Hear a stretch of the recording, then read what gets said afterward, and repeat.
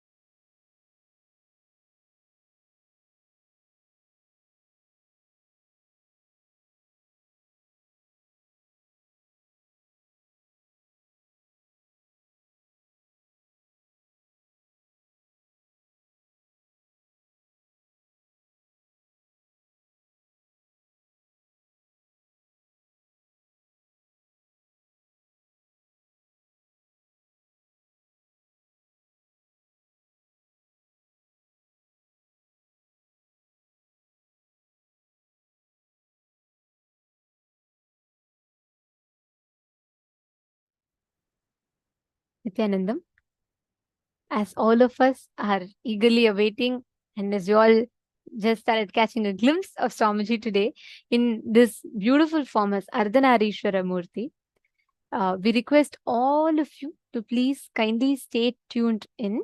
There's a small technical glitch which is being attended to, and the darshan will be resuming. We will be receiving the darshan. The special initiations and darshans today will be resuming very shortly. So we request all the participants to please continue being tuned in, and we apologize for the technical glitch. Today, all of us are going to be experiencing the darshan. Even right now, as you're sitting, we are having the initiation happening to us. We are just working on fixing the technical issue. We sincerely apologize to everyone, and thank you so much for your kind understanding. I know every one of us are eagerly waiting to have that supremely beautiful darshan of Bhagavan Ardhanarishwara. And all of us are waiting.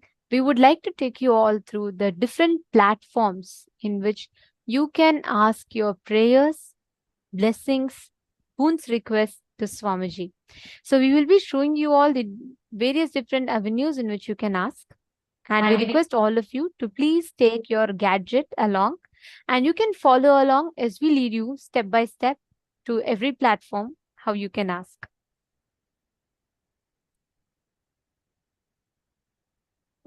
YouTube. The first being YouTube. You all can head to KAILASA's SPH Nithyananda, the official YouTube channel, and you all can go to the live stream section of the channel, go to the topmost live stream, and you all can comment and in the comment section of the live stream. And don't forget to subscribe the channel and hit the bell icon, because you'll be getting all the darshans and exclusive satsangs and other amazing content on this YouTube channel. Next, we request all of you to kindly go to kailasa.org, our official website. Request all of you, please get your gadget and follow along with us. Scroll down to the bottom of the page. You'll be prompted with the WhatsApp icon. Click on the WhatsApp icon. It would be leading you to a community, WhatsApp community. Kindly click on it. Join the WhatsApp community, and through the WhatsApp community, you would be able to post your messages directly to Swamiji, and you will also receive live blessings from Swamiji. And the next is x.com, formerly Twitter. Please head to KAILASA's SPH Nithyananda Paramashivam Twitter handle. If you're not yet following, make sure to hit the follow button too. Scroll down. You would be seeing a pinned tweet, which is the topmost tweet, has a reply icon. You all can see the reply icon that is shown above. Just click on the reply icon, post your prayer, and add the hashtag. You just put the hash symbol and add the hashtag Ask the Avatar. Then post your prayers, boons, anything that you want to ask Swamiji, even if you have some questions, especially the extraordinary revelations all of us learned today, you can post it as a tweet on Twitter and receive direct responses, blessings from Swamiji himself. The next is Instagram, KAILASA's SPH Nithyananda, the official Instagram handle. We request all of you to head to this Instagram handle, and you can click on the profile picture. It will lead you to the live video. Please go to the comment section of the live video, and you can post all your prayers and blessings requests as a comment section there. The next platform being Facebook. We request every one of you to head to KAILASA's SPH Nithyananda Paramashivam, the official Facebook page. And most importantly, don't forget to like and follow this page, because all the latest news, events and happenings from KAILASA, you will be receiving as an update on this Facebook page. And all of you can head to the comment section under the live video, and you can post all your prayers, your blessings requests, everything to Swamiji in the comment section. We request all the participants right now, as you're all watching, we request each of you to head to the live video. And if each of you could take a few minutes, share this with any 10 of your close friends, family members, along with setting the context and inviting them to join the darshan. This initiation we're all receiving today is extremely powerful initiation. Just having the darshan of Ardhanarishwara just induces life with tremendous auspiciousness. So we request every one of you to take a few minutes. Please head to the Facebook page, KAILASA's SPH Nithyananda Paramashivam, the official Facebook page. And you all can go to the live video. You will see like, comment, and share button. So click the share button and you can share it on your personal Facebook wall. And you can also send it in Messenger to any of your 10 near and dear ones and invite them to join the darshan as well. Can I request every one of you to take a few minutes now and please do it? You all can share it with a small post on how you are enjoying the initiations and how you are enjoying the darshan. Can I request all the participants that are watching us on Facebook, YouTube, that are watching us that are receiving the special Nayana Diksha on the Zoom rooms? We request every one of you to take a few minutes and please head to Facebook. Share this video with your loved ones. If you are for any reason unable to access Facebook, that should not be a problem. You all can head to the YouTube channel, KAILASA's SPH Nithyananda, the official YouTube channel. Please go to the live video and you can share this video that you're all seeing right now. You can just share this with your near and dear ones. Take a few minutes. I request every one of you to share. And once you share, you can just let us know in the message. And all those participants who are here sitting with us, especially those who have attended today's full day program, I request all of you, we have like 10 different Zoom rooms, plus we are live on various social media platforms, including Facebook, YouTube, Instagram, and across different handles within these platforms itself. So all the participants sitting with us and the viewers sitting with us right now, today's initiation will infuse extreme auspiciousness inside you. Today in the session, Swamiji very beautifully described how when Devi Sita walked in to the palace for the Swayamvara, kings from so many greater kingdoms, everybody had gathered there. And her own father, King Janaka, is sitting on the throne. The moment she entered inside the courtroom, all the kings that had come for Swayamvara, including her own father, King Janaka, stood up. Such was her grace. She was able to command that respect without doing even a simple word from her mouth, nothing. All she did was she just walked into the palace. That was her grace. Understand, when you are having the completion, experiencing the completion with your gender-related crisis, the identity crisis, all the gender identity-related issues are directly linked to how you feel about you. How you feel about you in your physical layer, in your physiological layer, in your psychological layer, and in your conscious self. How you feel about you, how you express yourself, all these put together. When you experience completion in this, you will just manifest tremendous grace, extreme grace. And that is what Bhagavan Ardhanarishwara represents. That's why we all saw the divine grace is exuding from Swamiji as Bhagavan Ardhanarishwara. And all of you can share. If you have small children, if you know youth, college-going kids, please share this live video with them and they all can also join the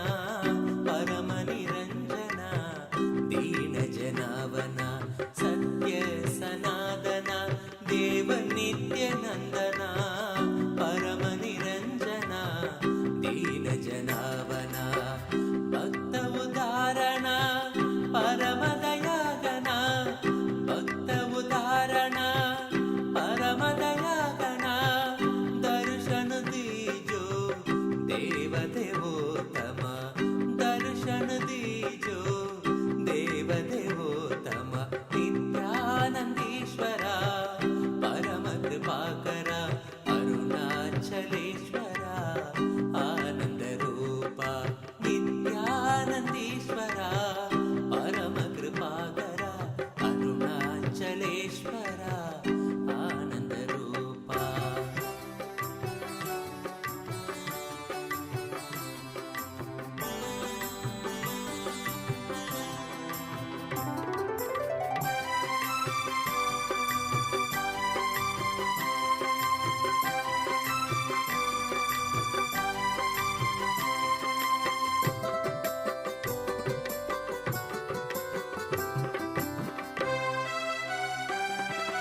Devaki नंदना सकल लोक जीवना भक्त जनार्दना पतित पावना देवकी नंदना सकल लोक जीवना भक्त जनार्दना पतित पावना हे जगत वंदना पाप विमोचना हे जगत वंदना पाप विमोचना दर्शन दीजो देव देवोत्तम दर्शन दीजो देव देवोत्तम नित्यानंदीश्वरा परम कृपाकरा अरुणाचलेश्वरा आनंद रूपा नित्यानंदीश्वरा परम कृपाकरा अरुणाचलेश्वरा आनंद रूपा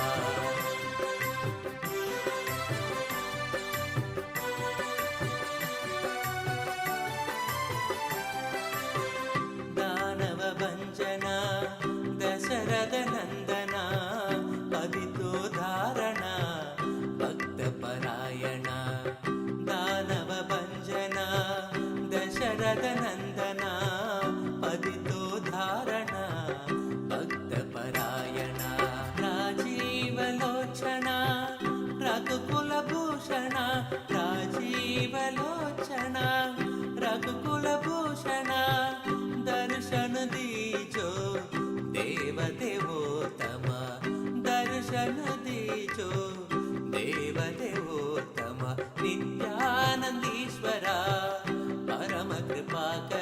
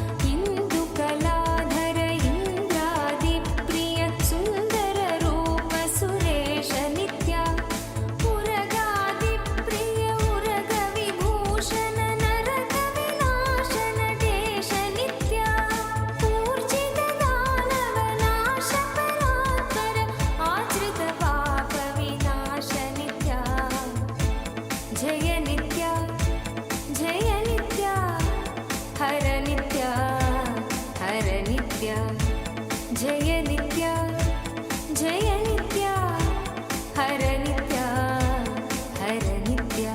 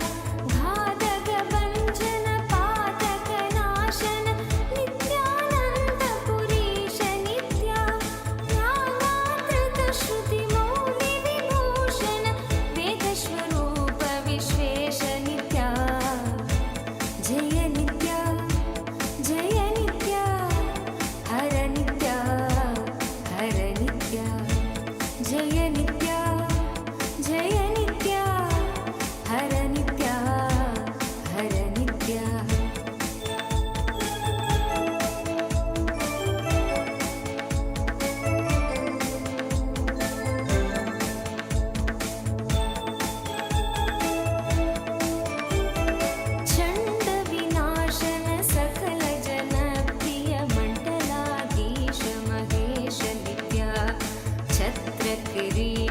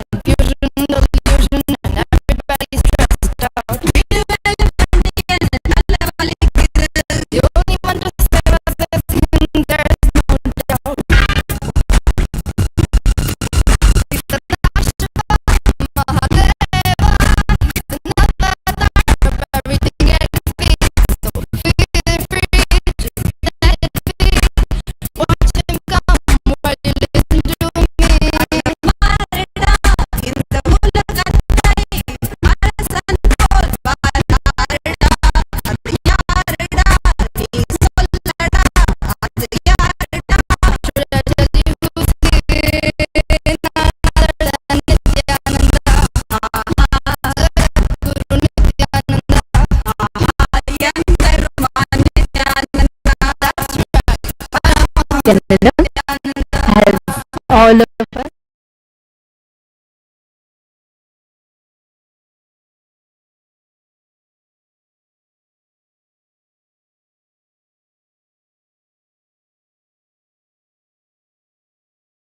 Hindus together, and to give the awareness for Hindus to start deciding for Hinduism, the global Hindu diaspora to start deciding for Hinduism.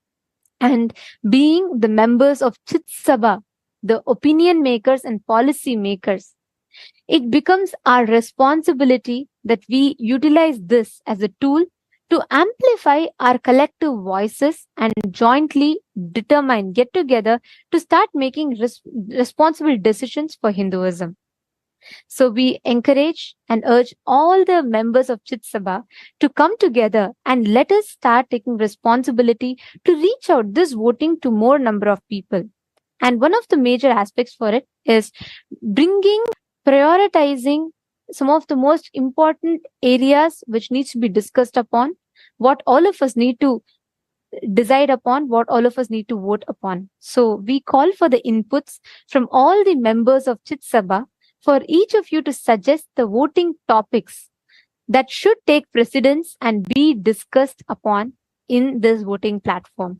We request every one of you to please take a few minutes, head to the link today and please type out. You can bring any areas that you would like to address. You can suggest your questions. You can suggest which options that you would like to bring upon for the Hindus to discuss. Please take a few minutes and we request every one of you to head to the link and please post your suggestions. Now, let us all continue enjoying the darshan and receiving the powerful initiation today.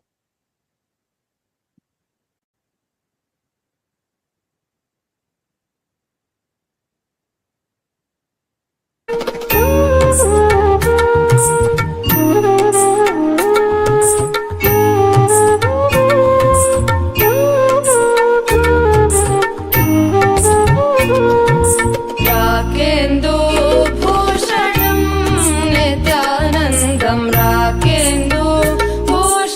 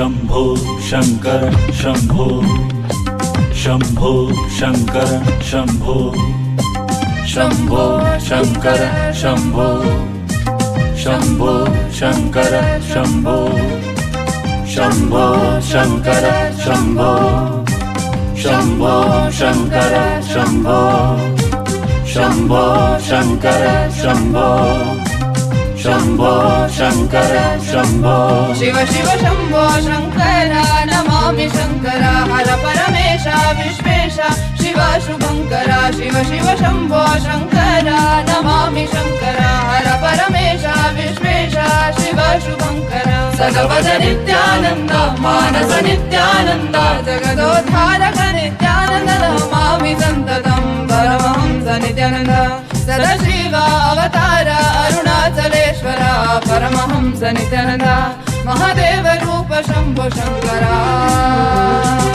Shambho Shankar Shambho Shambho Shankar Shambho Shambho Shankar Shambho Shambho Shankar Shambho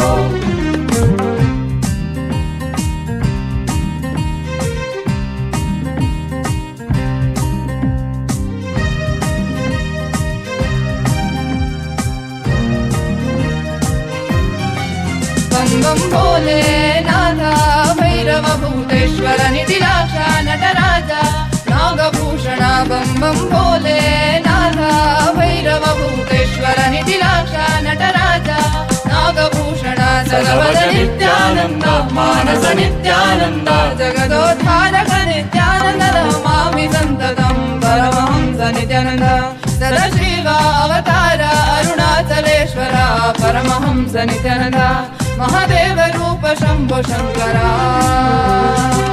Shambho Shankar Shambho Shambho Shankar Shambho Shambho Shankar Shambho Shambho Shankar Shambho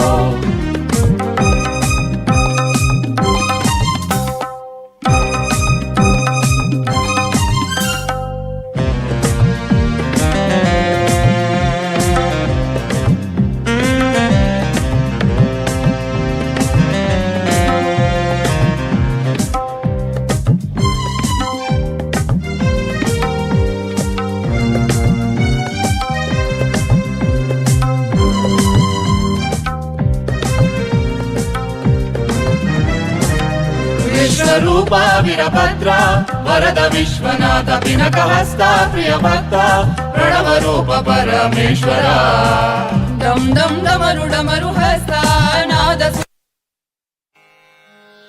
सा सा सा पानी सा सा सा नि सा रे रे रे सा रे गा गा गा गा रे रे रे रे पानी सा सा सा सा सा सा पानी सा सा सा नि सा रे रे रे सा रे गा गा गा गा रे रे रे रे पानी सा सा सा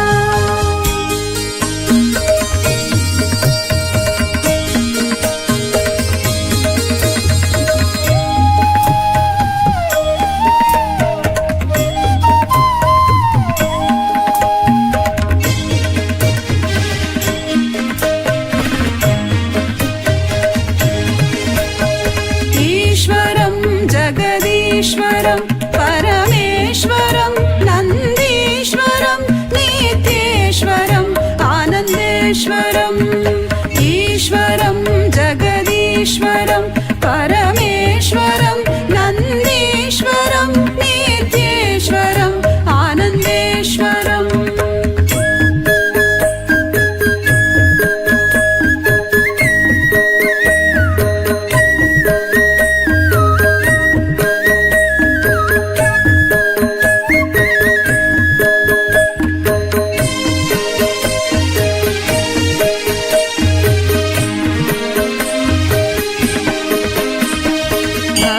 संरक्षण कृत अवतारम् उचित समय प्रकटित अवतारम् धर्म संरक्षण कृत अवतारम् उचित समय प्रकटित अवतारम् चतुर्थत्व उपदेशित दैवम् अद्वैतामृतवर्षित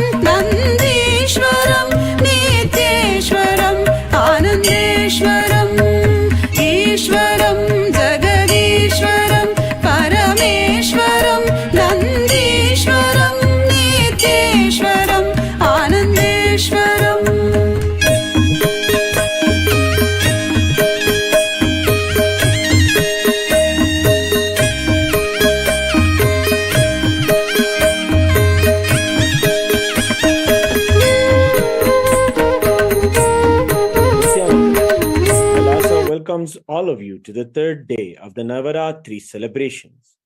In the Sri Pura Utsava Mandapam, the presiding deity of Devi Paramashivoham is gracing us in the Kamakshi Alankaram. Devi Kamakshi is an incarnation of Devi Paramashivoham, who is worshipped in the city of Kanchipuram. Same Kanchipuram, where there is the powerful Tonde Mandala Samrajyam. Paramashiva graced Devi Kamakshi after she had done intense tapas to be back in oneness with Paramashiva under a mango tree in Kanchipuram. This mango tree is the Sthala Vriksha of the Ekambarana, the temple under which Paramashiva taught Devi Kamakshi Paramashivoham the ancient source scripture Kamika Agama, the great Hindu science of manifestation. The Supreme Pontiff of Hinduism, Bhagavan Nithyananda Paramashivam, is the 233rd Pontiff of the Kanchi KAILASA Sarvagni Peetham established by Paramashiva himself. And Paramashiva himself established the Tonde Mandala Samrajyam. All of the temples in KAILASA follow the Srimad Kamika Agama, where the Supreme Pontiff of Hinduism is reviving all the sacred knowledge given to Devi Kamakshi. Today we celebrate him as the embodiment of Kamakshi, who filled from the core glance of his eyes. The Utsava Vigraha of the Supreme Pontiff of Hinduism is also gracing in the Alankaram as Kamakshi Devi in the Mahakailasa Mandapam. Venkateshwara Swami is gracing in the Vaikunta Utsava Mandapam along with Sri Devi and Bhudevi on the Swarna Garuda Vahana. We'll now offer our devotion and worship at Divine Lotus feet of the Supreme Pontiff of Hinduism, Devi Kamakshi and Ananda Venkateshwara Swami.